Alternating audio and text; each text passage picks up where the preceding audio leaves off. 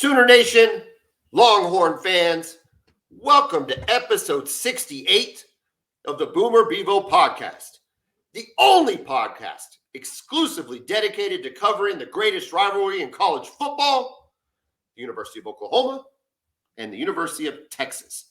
I'm here with my man, Kevin Miller. I am John Whitson. It is week 3. Kevin, I was ready to talk about UFOs in Mexico. I don't know if you've seen this, but they have proof that they put in front of the government. That was going to be my lead in. That got scratched when Adrian Peterson was announced as a contestant on Dancing with the Stars. I thought for sure we'd be able to discuss this, but no. Lincoln freaking Riley has decided to infiltrate his puny little self into the lives of Sooner fans yet again. He can't help himself. It's a tic. It's anxiety. It's a disorder. Keep your mouth shut, Lincoln. I can't stand it. I am sick of it. You know what this? What did he do now? What did he do? He did an interview with Graham Bensinger. Okay? And Graham Bensinger is a YouTuber who has done thousands of interviews with high-profile sports figures. It's not unreasonable to do an interview. He's a head coach at a college football program in LA. It's not like he's not allowed to do them. But to make some of the comments that he makes about OU fans and recruits and feeling threatened and his kids wanting to finish school, but then Oklahoma fans got a hold of his children's cell phone numbers, and they were trying to break into his house. It's all rubbish. It's nothing. It's made up, Kevin. It's not even a real story. The guy is a narcissist, and I'm sick of it. And I don't even really want to talk about it, except, you know what? Screw it. I'm going to talk about it. He's a narcissist. I can't stand the guy. If any of this stuff happened, you got paid. Just get over it. You're in LA. You don't have to worry about it anymore. According to him, he's in a $17 million mansion. His family is perfectly safe. Get over yourself. What does he hope to accomplish by even bringing this crap up? So do you think that it's possible that any of this happened? I mean, you guys take rejection pretty harshly. What do I think happened? What do I think happened? I think that the same stuff happens every time a coach leaves. Every time a coach leaves, the same stuff happens. Okay? But come on, dude. Like, he is turning... Yes, are we dramatic? Am I being dramatic right here? Absolutely I am. But he just keeps feeding fuel to the fire. If it's really that bad of a breakup, stop calling me. Stop it. Stop texting me. Stop calling me. Don't slip into my DMs. I'm sick of it, dude. Like, it's like the girlfriend that just won't stop messing with you. And it's like, come on. If we really broke up, you wouldn't be messing with me. And that's what's so frustrating about it. And I feel like this happened last year at about the same time Oklahoma had momentum after beating Nebraska. He came out with an interview, and this is what happened in Oklahoma, and I'm so sorry it left that way, and I feel really bad. It's like, so okay, you think that Lincoln Riley is tracking what you guys are doing? Absolutely. Releasing interviews as a result. Yes. Well, maybe not interviews as a result, but definitely dropping sound bites as a result. Absolutely, 100% yes. After the comments he made about SC being the mecca of college football and never being able to recruit at Oklahoma like he has to do it, and to see that Oklahoma gets the accolades, Oklahoma gets the recognition, Oklahoma is the brand, Oklahoma's better at recruiting. Absolutely he does. He's a narcissist little prick, and I can't stand the guy. I cannot stand it. Oh, my gosh. All right. Is that? I don't know. What are your thoughts on it? You're outside looking in. You're looking at a breakup from the outside. What are your thoughts on it? I think it's y'all that haven't gotten over it. Oh, my God. Hey, you asked. You asked, man. Dude, you know what? This is a child-safe podcast, okay? But you are so full of it, right? I mean, am I? I can't even stand it right now. You're saying, dude, he got on there and said, I didn't try to take any OU recruits. I told everybody they should stay and be a part of what they're building. I haven't watched the interview. Did you watch the whole thing? Yes. Okay. I haven't seen it. So, dude, he wanted his kids to finish the semester out at school, and he had these dreams of being able to stay and it be pleasant. Stop it. You know you were leaving. You know you're leaving Oklahoma. You knew it was going to be ugly. Don't even maybe y'all haven't gotten over each other. Maybe y'all need to get back together. I am over this dude, Kevin. This is what I'm telling you. No, you're not. Yes, I am. You might be. No, I'll tell you who I'm not over. I'm not over Caleb Williams. I'm not going to lie about that. Wow. That is the girl I still wish I was dating Caleb Williams, okay? Yeah. Fingernails and all, the guy won a Heisman. He is fantastic, and I wish he was in the Crimson and Cream, okay? So if any Sooner fans want to come at me, that's fine. I don't care. I wish we were still dating. Lincoln Riley, no freaking way. The dude's weird, man. He's a weirdo. I can't stand it. He is a weirdo. And that brisket picture that he posted a few years ago. What else do you need to know? What was that about? Like, bro, what else you're do you posting need to know? How are you posting this on the internet? It's animal abuse. I don't even understand it. And, oh, my God. You know what? What do y'all call him? Mule Shoe? Is that what y'all call him? Yeah, that's where he's from in Texas. That's a nickname. I don't know. I don't really care about that. I just think he's a weirdo. And dude, yes, I make fun of him. And we talk about him like he's an ex-coach. We also talk about Tom Herman, and we talk about Mac Brown, and we make comments all the time. That is going to continue to happen. Oh, I'm not obsessing about him. I'm not obsessing about him. I'm not saying you, but there's some fans out there that, you know. Maybe because he keeps poking the bear and throwing out little quips about how we were coming after his kids. It's not true. I got to watch Oklahoma Sooner fans were not coming after his kids, Kevin. I'm just telling you that. It just wasn't happening. He's so full of crap.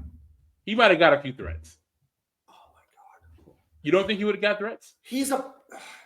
Listen. Threats. He's a public figure. It's the internet. That's what I'm saying. It's the internet. People are going to make threats. It's the internet. He's a public figure. This crap happens. It shouldn't happen. I don't condone it. It's horrible, whatever. But don't act like it's any different anywhere else. And don't just go throw Oklahoma under the bus after 2 years. He's literally negatively recruiting 2 years later. He is throwing shade at Oklahoma 2 years later. Well, and it's weak. I don't think it's going to affect recruits. Well, no one wants to play USC. Look at the stands. Look at the stands behind us in our brand new picture. For y'all listening on the podcast, Kevin does an amazing job on the YouTube. So if you ever want to check us out on YouTube, and he's just got us a new background with the Cotton Bowl behind us, split half in burnt orange and half in crimson. It's amazing. It's so cool. USC didn't see that number of fans in all their games combined last year. So no, it's not going to affect recruiting. I'm not worried about it one bit. Are you kidding me? Well, it's not. The only time they played in front of a lot of fans was when they went to Utah and got beat. That's the only time. He'll get quarterbacks and receivers. You know that much. No, linemen, defensive linemen. No, we'll see. All right, I've already spent too much time on this guy. I can't even stand it. It's too much. Really though, Adrian Peterson, Dancing with the Stars. Is that? Come on, dude. Like, do you need? I'm curious to see how he does. You know, as a Texas fan, I've always liked Adrian Peterson. He's one of the greatest running backs of all time. So, shout out to AD. Although I'm still pissed about him running for 225 on us as a true freshman. He was by far the best player in college football that year and should have won the Heisman Trophy. Really, honestly, he should have been on the NFL roster. Oh, he was really good. He had no business playing college football. I love Adrian Peterson as a football player. I loved him. Of course, I loved him at OU. I loved when he came back and played against Boise State with a broken collarbone when he had no reason. For no reason at all. Nobody would have been mad at him, and the dude's out there because he just wants to play football. I mean, clearly, the guy's he's a freak. Dancing with the Stars, though, I kind of feel like you really, yeah. Like, did you not? He didn't make enough. He just didn't make too many kids, too many bills. Man. I think he's got the child support still, and he needs to check. So, hey, it's a great opportunity if you need the money, man. Go get it. Go get it, AD. I'm not mad at you. See, look, we're not even going to be able to get to the Mexican UFO. Y'all check that out on your own. There's UFOs in Mexico, I guess. I don't know. Week 3 slate of games. It does not match Alabama, Texas from last week. No, nothing close. Nothing close. It doesn't match Colorado, Nebraska, A&M, Miami.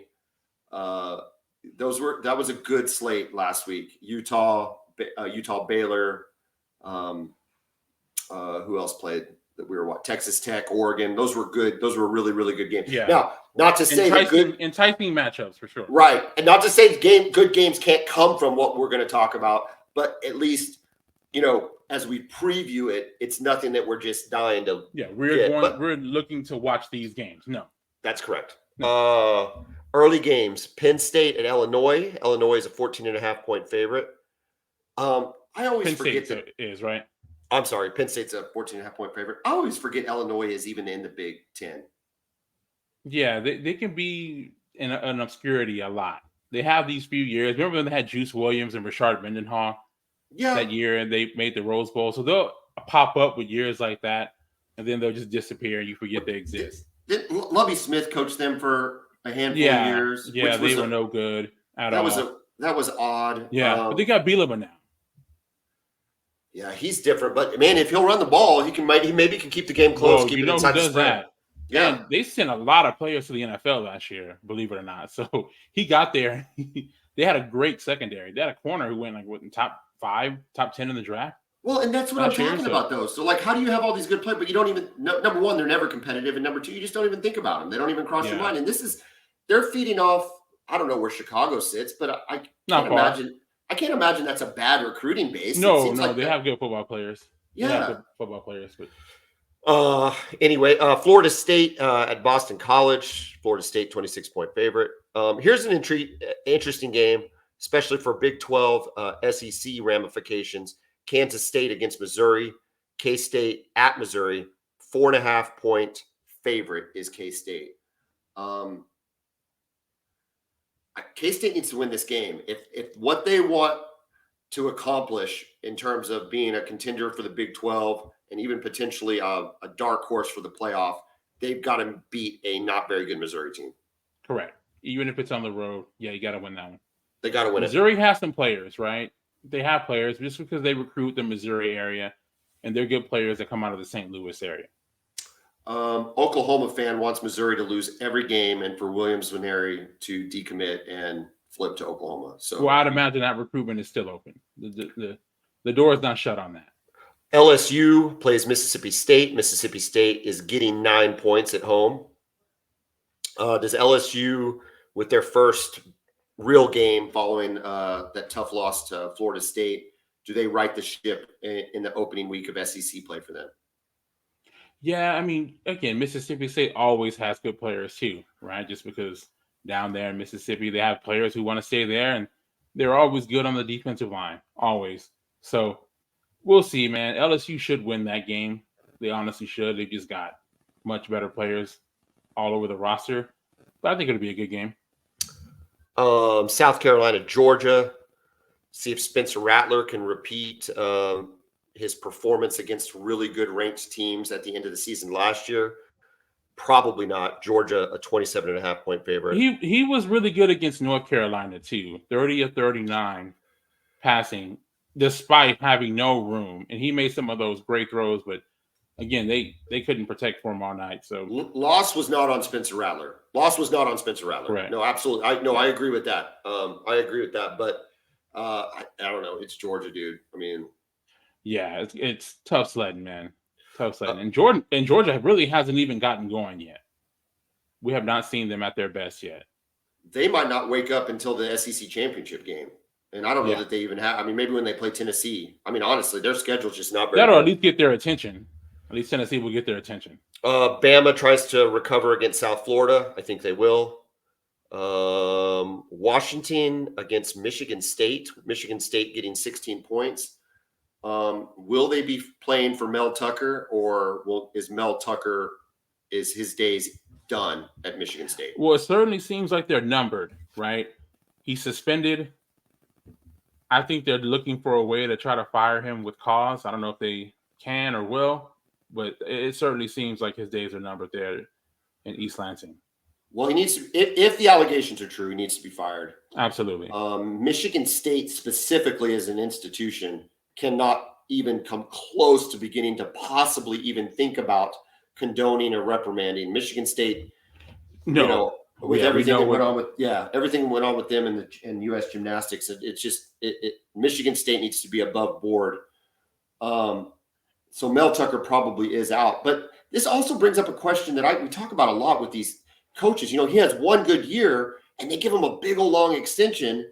And now they have to think about whether they're going to fire him for this or not. And it's like, why are we giving Mel Tucker for winning 8 games at Michigan State a big old long extension? Yeah, I think these schools, they see a coach who's ascending, right? Remember, he was a defensive coordinator at Georgia. He goes from that to being the head coach at Colorado, has a good season there. And then Michigan State hires him. And then he has a great season there. And they're like, wait, we got to lock this guy up before he goes to whatever bigger job is open. So, yeah, they do it. But they give him too many years, right? Too many years. Entice them. If they want to pay him. These buyouts, though, man, like, what are they doing? Yeah, I mean, if they want to pay the guy, pay him. That's not what if I get that it's an arms race and they're trying to secure stuff, but just in terms of why are we committing for so long when he doesn't have to commit for that long, right? He can leave whenever he wants. Whenever he wants. So why does the school feel like they want to just layer in these 10-year contracts? It's almost a 10-year contract or at least an 8-year contract, right? Yeah. So it just, I don't know. A&M, you see it. I mean, A&M's in kind of the same And that's boat. why they haven't fired him, because they're trying to figure a way to fire him with cause so they don't have to pay that massive buyout. Washington's really good. We're going to talk what they did to Tulsa, who Oklahoma plays this week here in a minute. Michael Penix Jr. is playing for a Heisman spot down in he'll be in New York, I think, if he keeps this rate up. I don't think I'd want any part of Michigan State. Tennessee plays Florida. Do you remember when this used to be the game? Tennessee, Florida. Man. Yeah, the 1990s. Peyton Manning, man. 0-4 against the Gators. 0-4. It took T. Martin to have to beat them. And but I loved watching these games back in the 90s. I mean, this rivalry. Players. Incredible players. Steve Spurrier was in the middle of coaching these guys. Philip Fulmer for Tennessee. Oh, my God. It was so much fun. Florida is getting 6.5. I know it's at Florida, but we might pick that one. I'm going to put a star next to that one. I put a star next to the K-State game. South Alabama against Oklahoma State. Oklahoma State is only a 7-point favorite. They still really haven't landed on a quarterback there. Georgia Tech at Ole Miss. Ole Miss 19-point favorite. BYU, Big 12, another Big 12 SEC matchup. BYU is at Arkansas. Arkansas an 8.5-point favorite. BYU did not look good in week 1. Started out slow in week 2 against Southern Utah University, but really, beat their brains in by the end of it. Can BYU bounce back against Arkansas, or is Arkansas too talented for a BYU team? I'm curious. I still haven't got a good feel for BYU yet, right? I mean, that first game, I don't know what that was about. And then the second game too. So I don't know, man. It's going to be a tough one for them going on the road, Fayetteville. It's tough. Yeah. It's going to be interesting. It'll be a good barometer game. If they are who we think they are, Arkansas wins this game easily. That's what everybody thinks BYU is. If BYU can somehow win the game, it puts the Big 12 on notice that they've come to play. So, I mean, that's what we're going to get out of this game. It should be a physical game. Pitt versus WVU. West Virginia. Is that the backyard brawl? That's exactly what brawl? It is. It is. Dude, who says rivalries are dying, man? They're bringing it back. I love it. Yeah, it's always fun, man. I always think about in 2007. I know you remember that, right? I mean, West Virginia 1 game away from playing for the national championship and loses to an unranked Pitt. Yeah. Unreal. Yeah, it was crazy. And then Oklahoma gets them in the Fiesta Bowl and West Virginia blows our doors off. That's only a 1-point. Pittsburgh only favored by 1. TCU at Houston. So we got the start of some Big 12 games. Houston's not any good. But I guess we're going to find out if TCU – I mean, they should just go ahead and beat them. It's going to – They should beat them, yeah. They should. But, we'll know more about TCU. Iowa State against Ohio. Iowa State's only getting 3. And then in the big noon game – and, Kevin, you just told me – game day will actually be at Colorado State, Colorado, where Colorado is a 23.5-point favorite. Coach Prime, man. Before I ask you if Colorado comes back down to earth this week, I got to tell you, I think it is weak that game day is following big noon kickoff round. I think it's weak because ESPN has put their money into the SEC. We are future SEC members. We are de facto SEC members, right? Let's just say it. Y'all just went down and beat Bama. You're basically playing for the SEC championship right now, okay? We'll take it. Why are they not at Tennessee, Florida? Like, it doesn't even make sense to me. So, Fox gets it. Fox is at their schools that they cover, and they put the emphasis on that game. It makes no sense to me that Game Day wants to go to a Colorado State-Colorado game when you have a Tennessee-Florida matchup in the conference you just paid X millions of dollars to be the primary coverage person on. Does that make sense? Man, it does make sense what you're saying, but it's the Coach Prime factor, man. Is this too big of a buzz? It's the biggest story in college football.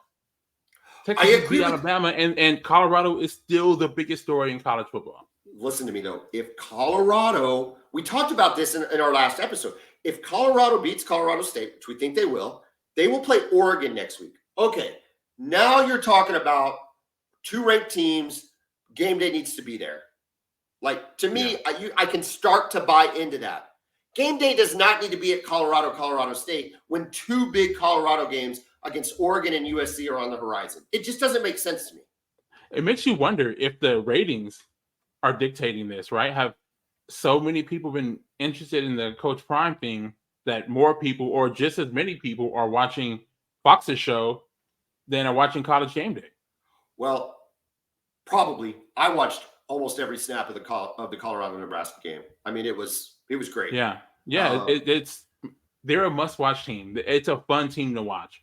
Does Colorado come back to earth and lose to Colorado State? No. Do they cover it? This is a well-coached football team, man. Yes, I think they do. Yeah, it's a rivalry game, and so far, they've seemed ready to play each game.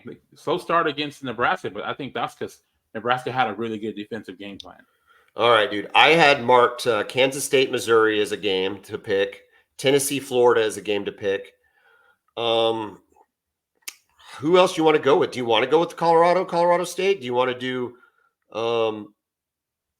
Washington, Michigan State, BYU, Arkansas? I'll let you pick the remaining game. BYU, Arkansas. All right, little B. Oh, okay, let's do it. All right. In our first opponent against a future one. So same thing at K-State, Missouri. K-State is giving 4.5. Who do you have? I like K-State, man. I like K-State to go on the road. I think they're a well-coached team. We've seen what Chris Klieman coach teams does. You guys have seen that directly. OU fans have. And I like Will Howard, their quarterback. I like their defense. So, yeah, I'm going with K-State. I think K-State wins and covers. Tennessee, Florida. I just think this line's not enough. I think Tennessee rolls them. You would think so. Maybe they're concerned about something, maybe them playing on the road. I think it'll be a great atmosphere down there in Gainesville. But, man, I just didn't like what I saw against Utah. And, again, I know playing Utah on the road is different than playing at home. Yeah, but Tennessee's loaded, man. Tennessee's really, really good right now.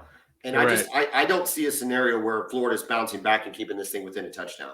Yeah, and I don't see them being able to keep up with Tennessee's offense. Joe Milton, that downfield passing game.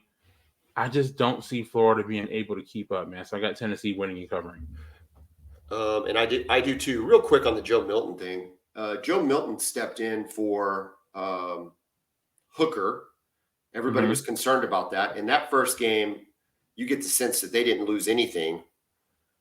What a dramatic difference in the quarterback situations at Tennessee and Alabama, where Milroe looks completely out of place and looks like he's not played.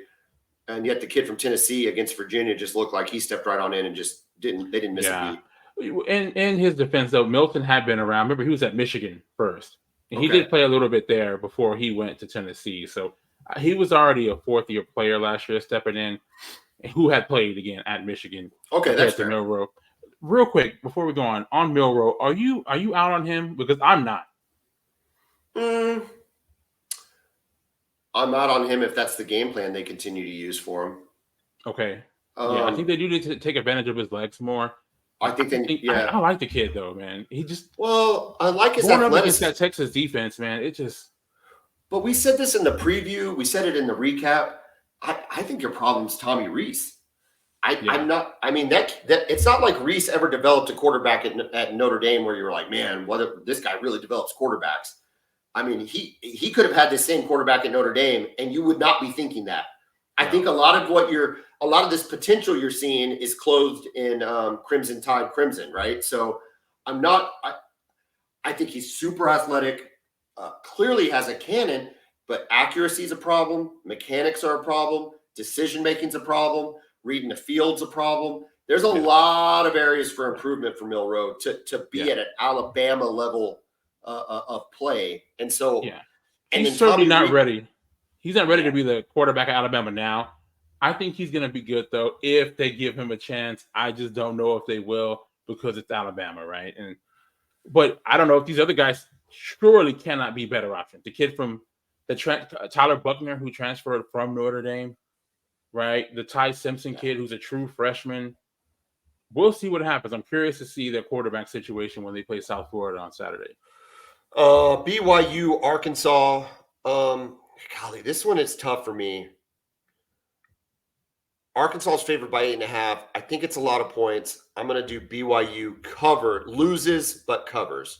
BYU loses but covers. Okay. I've got Arkansas winning and covering. Yeah, I like KJ Jefferson. He's been their starting quarterback forever, man. God, he's been there a long time.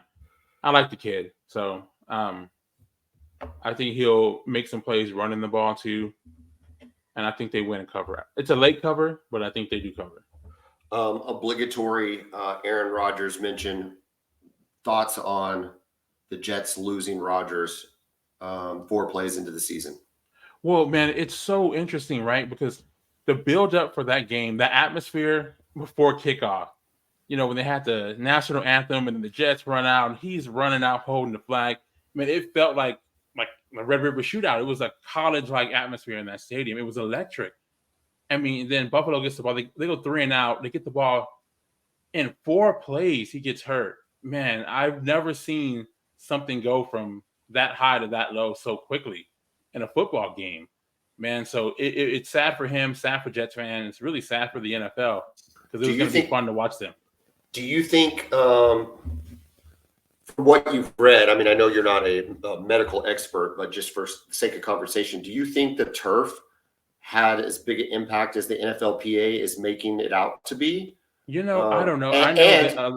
Real quick, and my follow-up is, I also asked that with the fact that Texas plays on turf. Like, have y'all ever noticed that down at DKR? That's a good question. On Texas turf, I have not noticed a lot of non-contact injuries. I think that this one, again, I'm not a doctor. This appeared to be just a freak injury to where he was twisting and then he just kind of had all the weight on the front of his foot, trying to push himself up. And it was just all his weight was just right on that spot. So I think it was more of a freak injury. With that being said, though, there have been some pretty bad injuries there on that field in that particular stadium. Victor Cruz ended his career on a non-contact thing. Odell Beckham tore his ACL on that same turf too, and really has altered his career. So there may be something to it, especially with that particular one. I got to say, with NFL teams making as much money as the NFL makes, if they all agree that grass is better, then they just need to put grass in the stadiums. Correct. Okay. I love soccer, right? I'm watching these games that are in England, right? And England geographically is right on the same path as New York is, right? Maybe even a little bit further north. And it's actually, believe it or not, it's quite a bit further north. Further north. Yeah. Okay. And I'm watching the Premier League, and their grass is perfect all season long. And it's a winter sport. So why can't New York and any team in the NFL have a grass field, unless you're in an indoor stadium that doesn't have one of those retractable things like they do in Arizona? But yeah, every outdoor stadium, in my opinion, should have a grass field, including Texas, and I hope they switch back soon. Yeah, there was the dark ages when college football and pro football was on the old school AstroTurf, and that when we were kids, like as kids, we knew that was dangerous to look. I mean, did you ever play a high school game on AstroTurf? Yes, we played against Katy. And they had an AstroTurf field. We practiced at Alamo Stadium. Remember Alamo Stadium? Oh, downtown? I remember. Yep. Yeah, because they had the AstroTurf there. But other than that, it was just everywhere was grass. Yeah. And I think that's how it should be. Oh, my gosh. Well, if you've suffered a loss like the Jets have to your home or business, whether it's a fire or wind damage, tornado, theft, vandalism, and you filed an insurance claim, please call Brown O'Haver, 405-735-5510. Brown O'Haver is public insurance adjusters. They work for the insured, not the insurance company. We routinely get our clients 30 to 40% more than they get on their own. And we do a pretty good job. And in the case of the Jets, it is a catastrophic loss. And catastrophic losses have a bigger impact than just the monetary. So in terms of resuming your life, rebuilding your house, getting back to normal, getting kids back to normal, it can be a lot. Call Brown O'Haver, 405-735-5510. Let us help you get back to life quicker. Kevin, Oklahoma goes on the road, albeit in state, in only about an hour and 45 minutes up the turnpike to play Tulsa. Tulsa's coached by Kevin Wilson, offensive coordinator Steve Spurrier Jr., all in with former Oklahoma ties. Kevin Wilson, of course, the offensive coordinator in 2008 when we set an NCAA record for 6 games in a row over 60 points. He went on to Indiana, head coach at Indiana, and then offensive coordinator at Ohio State. So the guy knows how to run a program. He knows what he's doing. Tulsa does not have the horses, though. I think this will be another good warm-up game to get us ready for the Big 12, but I do not think this is as big a test as last week against SMU. Oh, I completely agree. And going on the road is one thing, but when you go on the road where it's a short drive right up the road, I mean, you're going to have as many fans. You're going to have more fans there than they do, right? So it's more of a neutral site game than a true road game. And like you said, man, the talent for Tulsa just is not there. I think we're going to be able to maybe get a little comparison, though, on what a good quarterback looks like and what a great quarterback looks like. I'm hoping that the gap is not as big. But what I'm referring to is the fact that Tulsa played Washington last week. Michael Penix Jr., a guy you've been high on since last year. I'm definitely on that bandwagon as of this year. He went up he hosted Tulsa and threw for 454 passing yards, right? So clearly they're susceptible to the pass. Does this give DG an opportunity, Dylan Gabriel, to get back on kind of some rhythm going into Big 12 play? I hope so. I hope they open up the playbook a little bit. I was on the radio this morning with Toby Rowland. Please check out Voice of the Sooners. Voice of the Sooners. Please check out those episodes if you didn't hear them on the Podomatic page for KREF. Those are all there. And in any case, we talked about this whole idea of like a vanilla game plan, which I know Texas talked a lot about that coming out of Rice. I don't buy it. I don't buy these vanilla. Yes, they can be vanilla, but when you're playing teams that aren't as good, you should be able to execute at a high level regardless of what you're running. Again, that's the issue with me. If it's a vanilla game plan, fine, but execute it. Yeah. Execute the vanilla game plan. That's I don't have a problem with them not showing a lot because you have such an inferior opponent. But make it happen. Execute the plays that are called. Just because we're playing Tulsa doesn't mean we can't run a go route and throw it to Andrell Anthony, who should be the fastest player on the field on Saturday, and complete the play. That doesn't make it – that's not vanilla to run a go route and throw it to your fastest player. No. That's a play. Like, you run it. Yes. Yes. We're not giving anything away. Exactly. I'm not letting Cincinnati know that, oh, hey, by the way, we have Andrell Anthony and he's really fast, and when he gets behind you, we throw it. Like, so just execute it. Run it. Let's open up the playbook a little bit, and let's let this offense get some rhythm. I think the defense has another opportunity to get rhythm. They're going up against a quarterback who did not have a good game against Washington, was pulled early. Whether he was pulled because of the score performance, I'm not 100% sure. But he was pulled early. We got to work on getting our pass rush. Still, if there's any deficiency on defense, it's the pass rush. But other than that, I think this game is going to be just a tune-up for Big 12 play. Exactly. It's just another way to go and see how you can execute Get some young guys in the game still, right? Getting them acclimated, guys like Peyton Bowen. Get them hit a lot of playing time.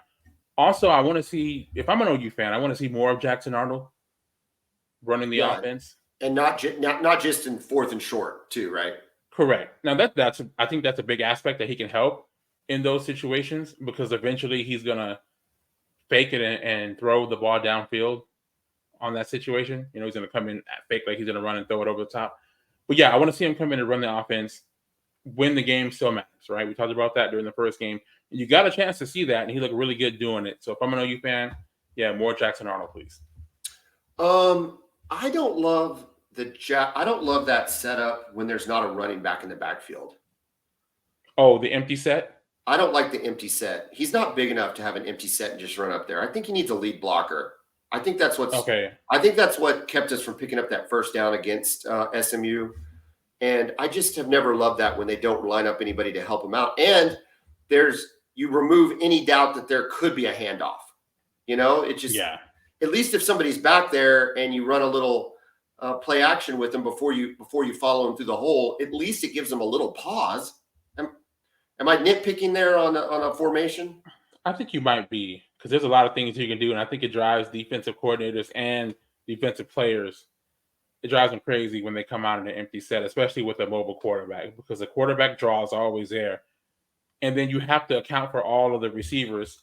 So it's a small box. So it's always going to be a one-on-one blocking situation. So with an athletic quarterback, you're one move away, one missed tackle away from breaking off a really long run.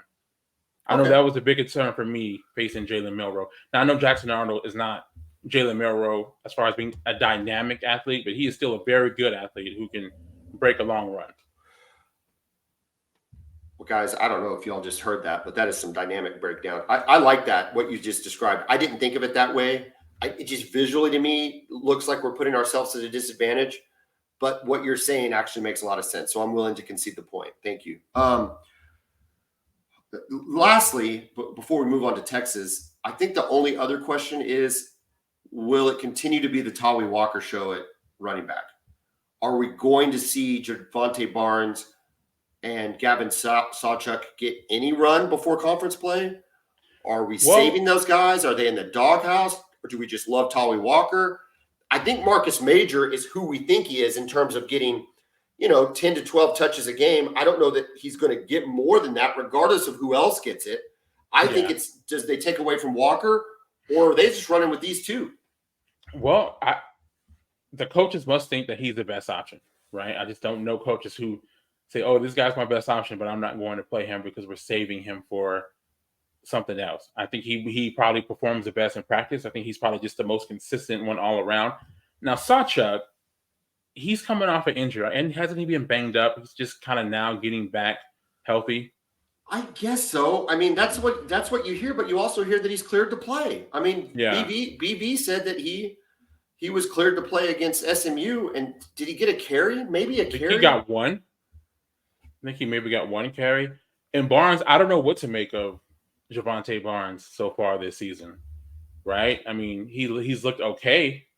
But, I mean, when he is in there, he's not popping off runs or running over people to the fact to where we look at him and say, oh, he should definitely be the starting running back. I think we assumed he would be. But so far, I don't see anybody who's looked better than Walker. Walker has that very consistent feel of an Oklahoma running back. He's starting to get that feel that you had with Eric Gray after 4 games, where you're like, okay, this guy's actually pretty good. Like, he's pretty solid. This Kennedy Brooks guy, pretty good, pretty solid. There might be somebody flashier behind him, but you can just count on him to play really well. That's the sweet spot Tawi Walker's kind of starting to find himself in. However, they are feeding him the ball, and he's able to get into a rhythm. And I think that's important for a running back. They're not feeding Barnes the ball. Like, he doesn't get to get into any kind of rhythm. Yeah. When he's getting 3 carries a game, no receptions, it's just it's really hard to get into a rhythm. However, to your point, when he does get tackled, he goes down. Like, he has not broken a tackle, I think, in 2 games. Yeah.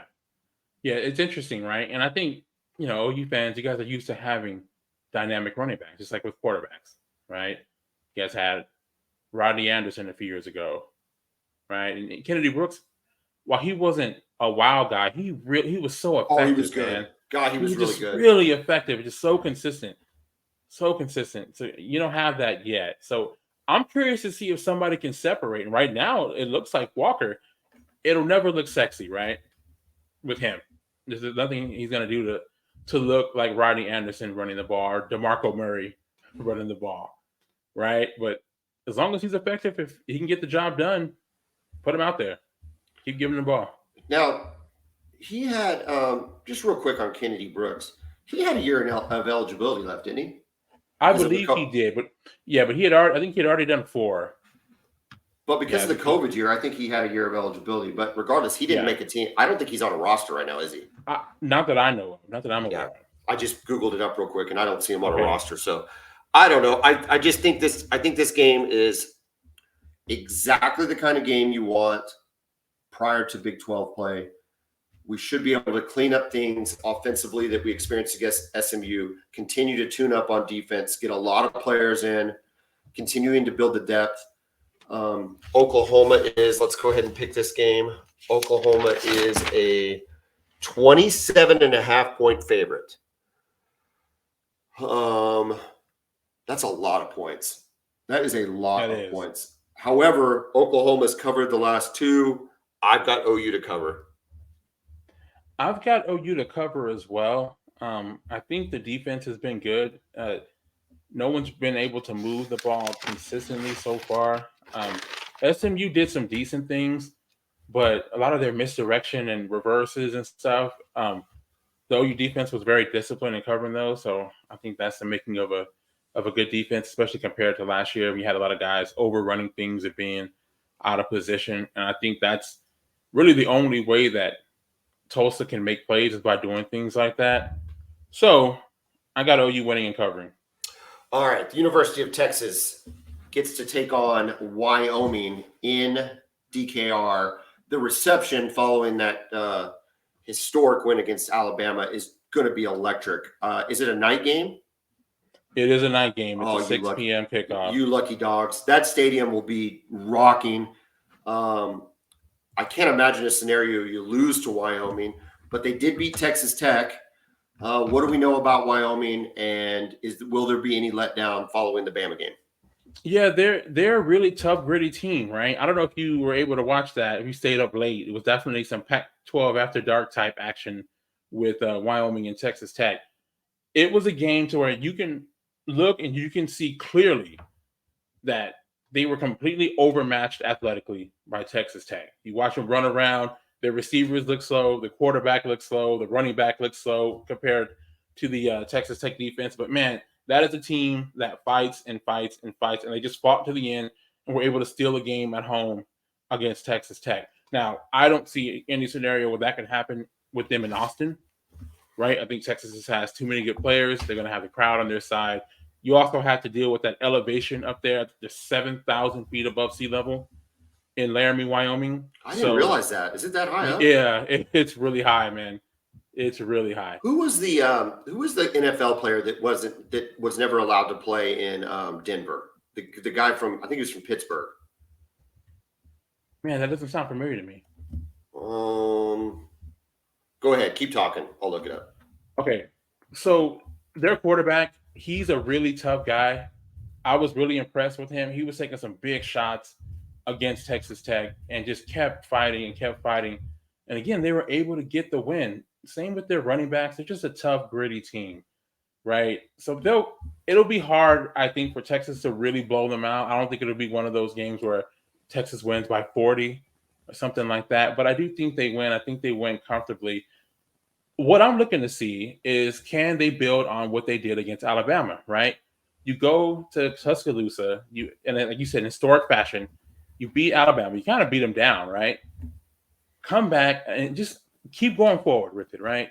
Come out aggressive early, get stops on defense, make big plays on offense, run the ball well, no mistakes, get the job done and get out of there and just continue to build on what happened last week. So I think this comes down to a mindset game for Texas, right? Are you going to be mentally ready to go out and keep building on what you did last week? Yeah, this is one of those. This is a validation game, right? This is if you can come out in this game and win 56-10, you validate the Alabama win. I mean, you don't necessarily have to validate a Bama win. That kind of validates itself, but it's still, it reinforces what everybody saw last week. Correct. You come out and win 35-20, and you're like, it's like, okay, guys, what did we see in Bama? You know, what happened there? What's the difference? This is Wyoming. You were at home. It's just the vibe that can come off of a game like that. You know, maybe it's never even in doubt, really, either. You know, it could even be 35, 14 late in the quarter, but just that you want to just go curve. You don't want another Rice type performance, right? Like we talked about, where, the game was never in doubt or in question, but it just looked a little sluggish, right? The intensity didn't seem to be there. The focus didn't seem to be there. Can't have that this week. Go out and handle your business and just put these guys down early. Get it over with. Real quick, if it's so hard to play at altitude, okay, and this goes for like the Denver teams too, what I'm about to ask, how come those teams aren't more dominant when they come down to lower altitudes? Like, shouldn't they be like superhuman? Because when they actually get to play at a lower altitude, they're imbibing so much more oxygen. Like, shouldn't they just be like the best athletes in our country because of where they train? I don't think that affects athleticism. I think it has more of a negative effect on other players when you go up there. Have you been up there in Colorado or Wyoming? No, you have. I know you have. Listen, you got family up there. Yeah, I lived there for 10 years. When the first time I went up there, I was just sitting there doing nothing, and I just felt winded. I felt myself almost gasping for air. I'm like, what the heck? It never happened to me before in my life. Yes, because the elevation up there, the air is so thin. It takes you a while to adjust to it.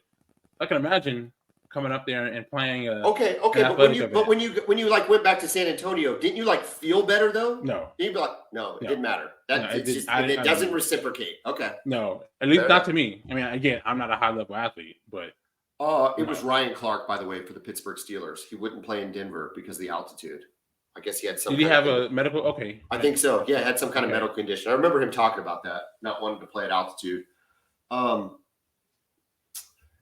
Quinn Ewers. We saw the best version of Quinn we've probably seen in 2 years, right? In his 2 years or year and 2 games. This is again another validation for Quinn. Does he just come out and execute, or do we see the Rice Quinn Ewers? That is a great question. It's a fair question too, right? Because we just haven't seen him be consistent throughout his young career. I think he will. I think he learned some things. And I think, you build a relationship with a coach, I think, over the years, right? And sometimes it just takes you a while to just figure out what that coach wants from you. I think mechanically, that was the biggest difference I saw in Quinn, right? He's always cool, calm, and collected, right? But his mechanics were good. He just was patient in the pocket. He wasn't drifting off his back foot trying to make throws. He stood there, was able to step into some throws and really let it rip. I think as long as he keeps doing that, I think he'll be fine. The thing about Quinn is he doesn't turn the ball over a lot, right? I think he's got 185 passes since he's thrown a pick, right? So far this season, he hasn't made one throw that was interception worthy, at least per Pro Football Focus. I think it's with his mechanics with him. I got to tell you, I know we're overlooking a lot of games here, and I don't want to get ahead of ourselves, maybe even more so with Oklahoma, but if we can get to Red River, right, dare I say undefeated, both teams games, undefeated. It will be the biggest OU Texas game since 2008. I agree. Yeah. And when we sit here and talk about Quinn Ewers, we were both on the radio in the 8:00 hour talking about how good the good on good matchup for that game is going to be your receivers and tight ends against our secondary. To me, that is like a heavyweight matchup. Because the more I see of our secondary, the better I feel week after week. I loved him going into the season. I still love him. Woody Washington I think he's a legit NFL corner. We both love Billy Bowman. Pearson, whoever we throw at the other corner is probably going to be our biggest liability. But then you throw Peyton Bowen and hopefully get McCullough back. I'm telling you, I love our secondary. I know you love your receivers. That's the matchup. I know you said you wanted to come at Woody. I don't think you want to come at Woody, but I just love that matchup. Yeah, it should be. It's an exciting matchup for sure. For sure. You know, there's so many layers to this game that have nothing to do with what happens on the field, right? The atmosphere, the shifts in momentum that happen every year, right? It's insane. You and I have been there. You've been there way more than I have, but you just know how from one play you feel like, oh yeah, we're about to run away with this game. And then 2 plays later, you're like, oh, I don't know. Like it's such a unique environment, right? I would love to see how. Go ahead. Well, part of that though, part of those momentums changes in the last. I don't count last year's game. I mean, y'all can count. We can count it as a loss, but in terms of the momentum shifts, I think of 20. Yeah, last year really wasn't there. Yeah, I think of 21, 20, 18 with the momentum shift, 17. Even I mean, all those games had all of them. Yeah, they were great. Really since 13 on, besides last year. But a lot of those momentum shifts are a result of plain old busts in the secondary by Oklahoma, right? Not sound defense, allowing you guys to either take the lid off or break tackles or whatever the case. I just think of it from our perspective. I know you've got your own issues on your side, but on an Oklahoma perspective, it's like so many of those momentum shifts over the years have been Texas receivers running wide open. Now, the concern is this is a great bunch of receivers, so it's even more amped up. But again, I just think we're more solid back there, and I feel like the potential for busts is not nearly as high as it has been over the last, to your point, 10 years. Yeah, we'll have to beat these guys. So it won't be, hey, a scheme and get guys wide open. We're going to have to go out and win a one-on-one matchup, which I will say I do feel confident in our receivers to win one-on-one matchups against almost any secondary in college football. If Quinn has time to throw. So I'm curious to see, because one thing about Venables is he can show you some looks that can really confuse a quarterback. I think the SMU coach said they threw like 10 different looks at Preston Stone throughout the game that I don't think they had seen on film. Well, and you got to keep in mind, Stutzman is in year 3, year 2 under BV. Billy Bowman is in year 2 under Brent Venables. So you've got kind of veteran leadership at key positions. Sure. And so you can open that playbook up a lot more. We're starting to see that. Mm-hmm. And you can see him reacting to the play and not having to think as much. You still kind of thought of Stutzman as a little bit in thinking mode last year. You know, you knew the talent was there, but it wasn't like read, react. It was more read, recognize, and react, you know, and it had that extra step in it. I do think it's going to be a really good chess match with Sarkisian and Venables. And that's what excites me. On the other hand, a matchup I'm not looking forward to is our offensive line against your defensive line. That I've already been kept up at night watching that Alabama game and seeing what y'all did and how you held them in check rushing, held a mobile quarterback in check, and then sacks, especially Zero, Hill Jr.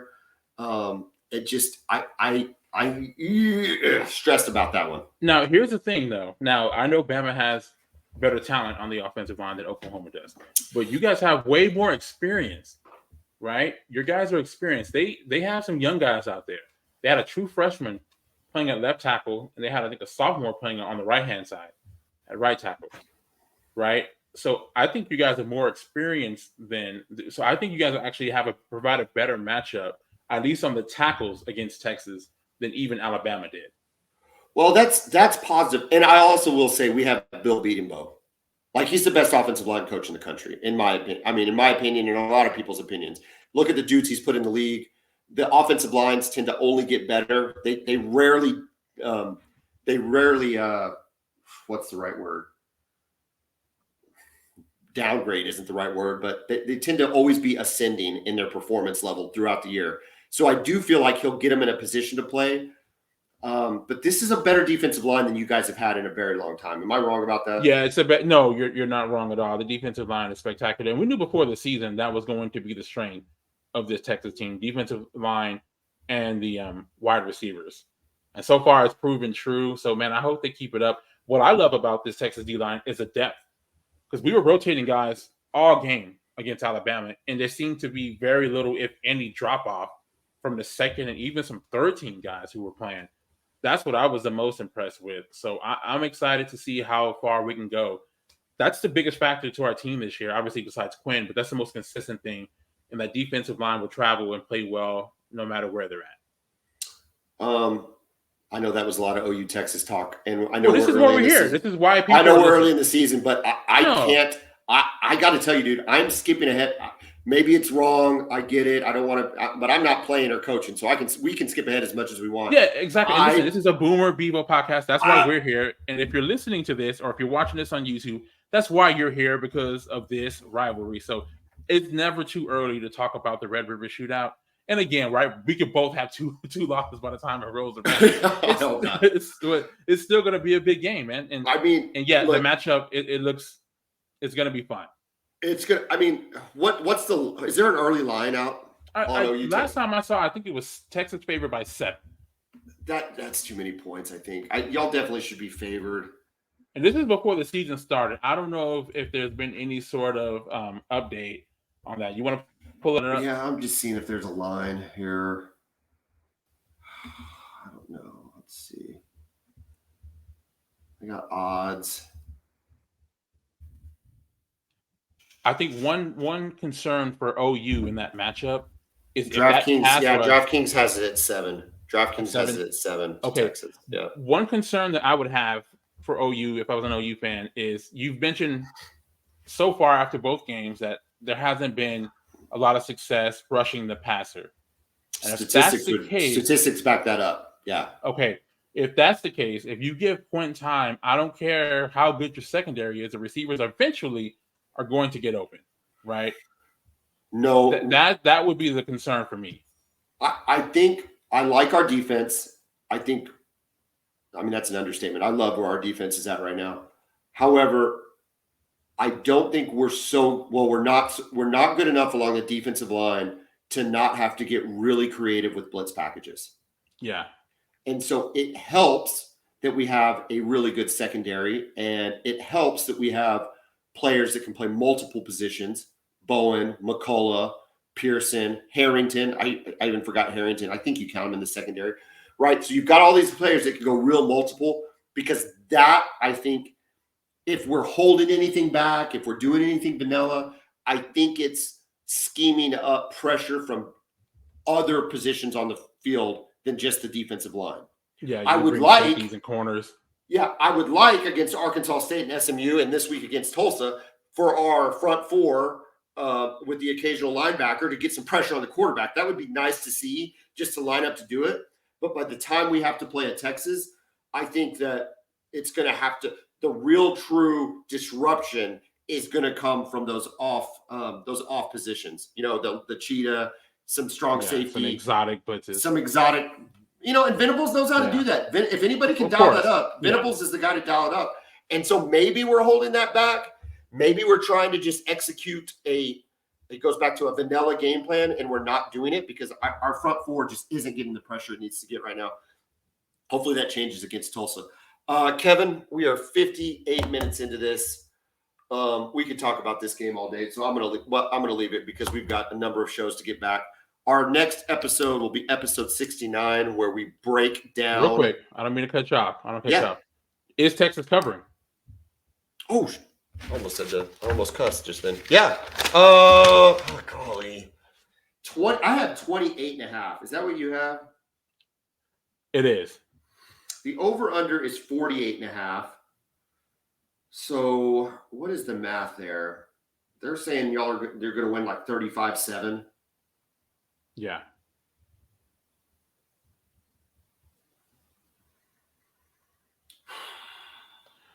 I will tell you, I'm very tempted to say that they don't cover. Even though it's a comprehensive victory and it's never in doubt. Are you picking it? Wyoming covers? Or you want to hear me first? You're making me go first? No, I'll go first. I'll pick Wyoming to cover the game. Texas to win comfortably. It's never in doubt. But I think they just go out and handle their business. it's a good performance. Nothing that we're frustrated about, but Texas covers. They're going to send a message to Texas Tech that they picked the wrong bear to poke. I think everything Texas does this year will be a shot at Joey McGuire, and I think they will absolutely roll Wyoming. Real quick, before we get out of here, are you out completely on Texas Tech? No, they're going to be like they always are. They'll win some games. Yeah, they'll win some games, but they're not competing for a Big 12 championship. Yeah, I don't know about that, but I went back and watched some of that Oregon game, and Oregon's a really good football team. And they're really well coached. I think Dan Lanning is doing a really good job out there. But I still think, and I can't stand Joey McGuire now, but I still think that's a good football team. No, they've done great recruiting. They've got athletes all over the field. But they're still I mean, dude, at the end of the day, you are what you are, right? It's your nature. And their nature is their Texas Tech. So they'll have 9 games. They'll go 6-3, maybe. But I could see them going as low as 5-4, you know? They play you guys. They could lose to Baylor. They could lose to Kansas State. They could lose to TCU. They could lose to Cincinnati, UCF. That would be a team that they could lose to is UCF. We forget about them. So there's just plenty of games. I don't have their schedule in front of me, so don't come after me if they don't play 2 of those teams. But you get what I'm getting at. They're Texas Tech. So for them to go 6-3 or 5-4 in conference is more than likely. I mean, you don't think they're going to get 7-2 in conference, do you? I don't think so. It's going to be tough. But, I mean, it wouldn't be the most surprising thing if they ended up with the conference record like that. It sounds like you still are in love with Joey McGuire. That's what it sounds like. He's a good coach. But, yeah, I don't want to say anything bad on the air. So I said plenty bad early on at the beginning of the episode. Hey, guys, we appreciate you listening. Make sure you tune in Sunday to hear our recaps. Kevin, have a great night. Boomer! Hook 'em.